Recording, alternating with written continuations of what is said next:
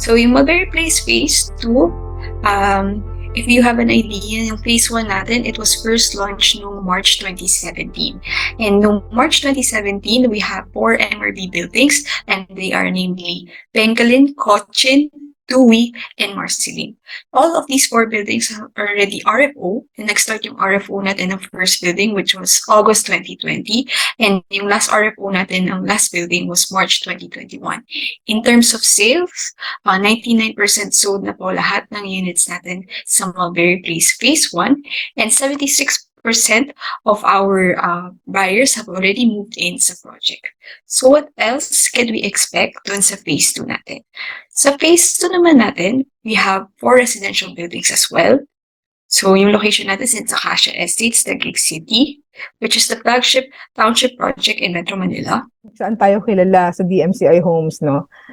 This Acacia Estates is located in Taguig City, and of course it houses different developments inside, and one of which is actually this mulberry place. Ano ba yung mulberry? It's actually an edible fruit, no? It's a berry fruit, usually in red or white or black na color.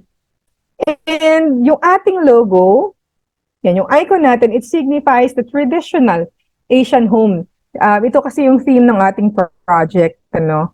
Asian home with a touch of Vietnamese. So it signifies positive values, harmony, hard work, and respect. While yung color natin, red color, no, dark shade of red color, it's all about passion, pride, and strength. Ito yung ina-expect ng ating mga future residents dito sa Mulberry. And syempre, yung fonts na yan, kaya siya nakaganyan, it signifies, it communicates our commitment as a developer na syempre lagi mag-provide ng quality homes. As mentioned, it is located in Acacia Estates, Taguig. So no, as you see here, no, we have additional na entry points, no, dito sa Acacia Estates. As you see here, it's connected to Cayetano Boulevard, then yung Acacia Avenue, hanggang MRT Avenue. No, may access na rin tayo doon, andun yung gate 2, and then the third gate is connected to ML Quezon Avenue naman. And inside Acacia Estates, Mulberry Place is located between the town center and Mahogany Place 2.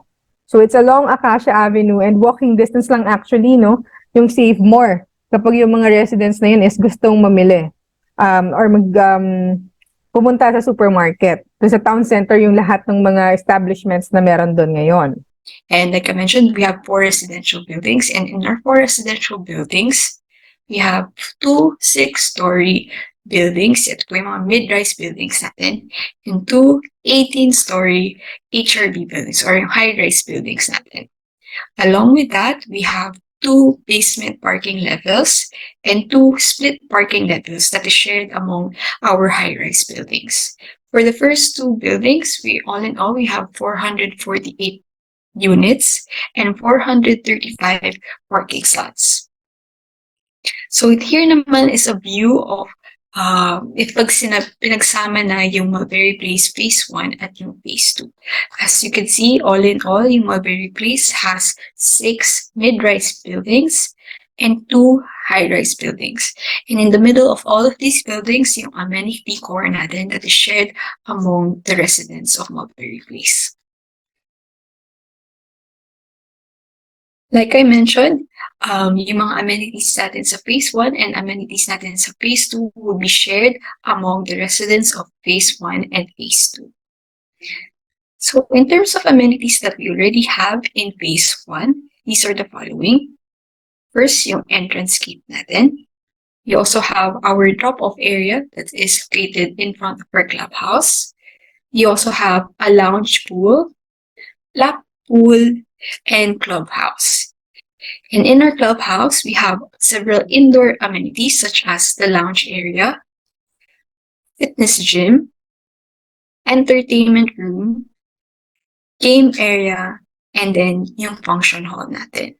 So for our phase 2 naman, we're not gonna repeat our amenities. So for our phase 2, we have new indoor and outdoor amenities as well.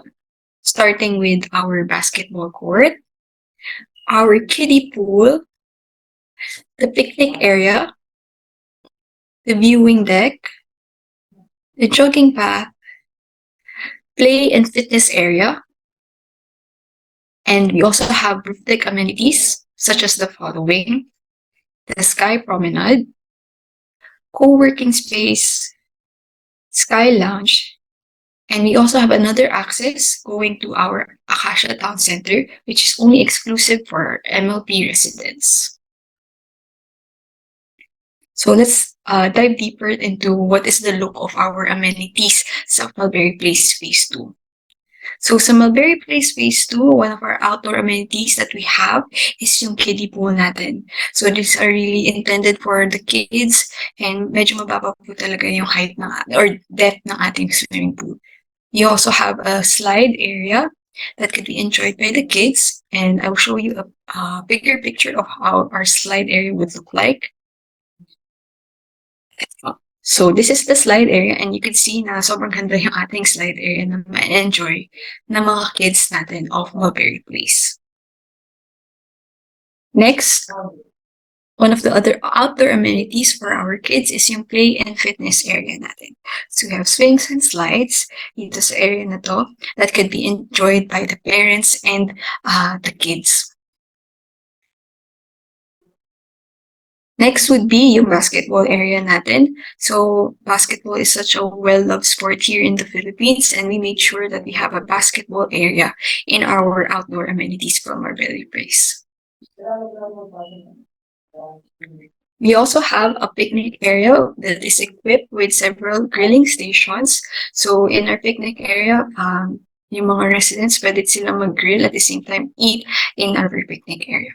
As you can see, we also have a viewing deck, which is an elevated area dito sa amenities natin, in which they could see yung vicinity of Mulberry Place. At the same time, ito po yung access ng mga kids going to the slide for the kiddie pool.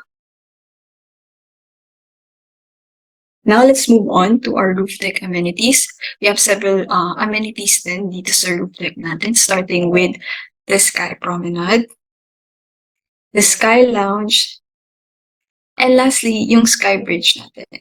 So yung Sky Bridge natin is a connecting bridge from Building F, yung Shantung Building, at Building G, yung Tafeta Building. So another look of our Sky Lounge is this. So we put up several chairs and tables in which our residents could lounge, at the same time be amazed with the views that we have.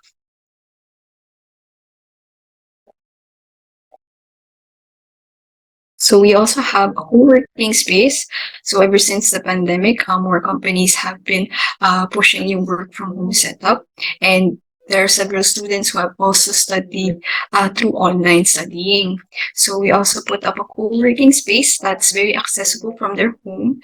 At the same time, it's a safe space, at the same time quiet space, so they could focus more on their work.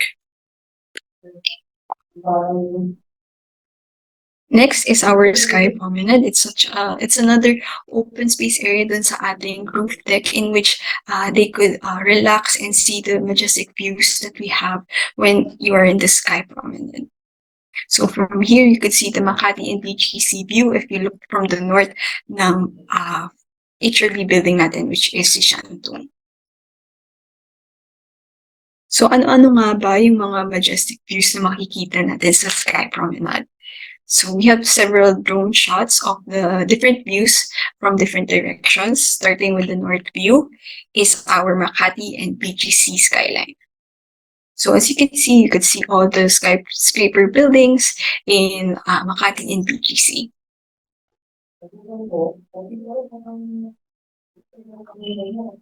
Next, dun sa east view naman natin, makikita natin yung Manila Bay.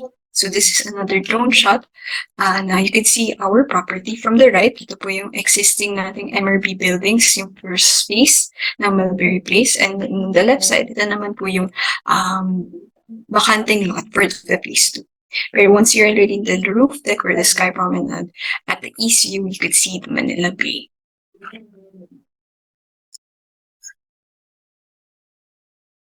And lastly, from the south view, what the view that you could see is yung antipolo view natin. So as you can see now, wala rin naman mga obstructed buildings that would obstruct our view for the antipolo area or the antipolo side ng Metro Manila.